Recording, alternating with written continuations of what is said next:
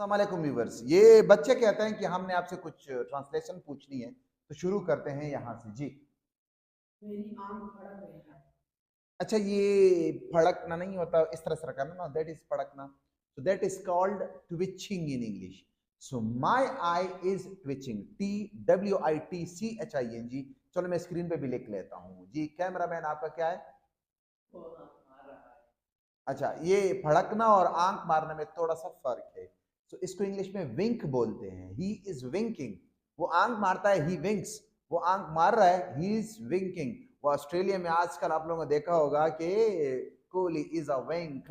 वो सारे क्राउड वो चिल्ला रहे थे, बड़ा मजा भी आ रहा था, मगर इसका मतलब है विंकिंग का मतलब होता है आंख मारना। अब फड़कना ये कुदरती अमल है, मगर आंख मारना एक इशारा है, आंखों से करते हैं।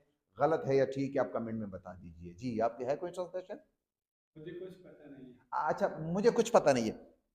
I don't know, I do not know, या आई हैव नो आइडिया। अगर आपसे कोई पूछे कि इसका क्या मतलब है, आई हैव नो आइडिया, इसकी कीमत क्या है इस मोबाइल की, I have no idea.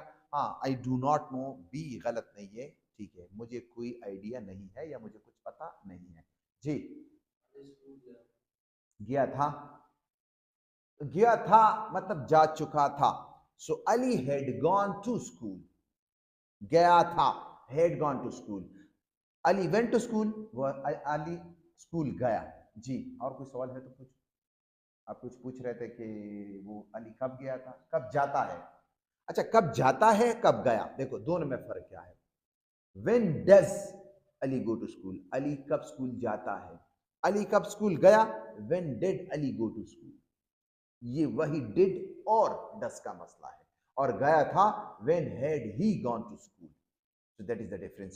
So when does he go to school? वो किस वक्त जाता है, प्रेजेंट इंडेफिनिट की आदत के बारे में पूछते हैं। I hope you have learned. Follow me for more.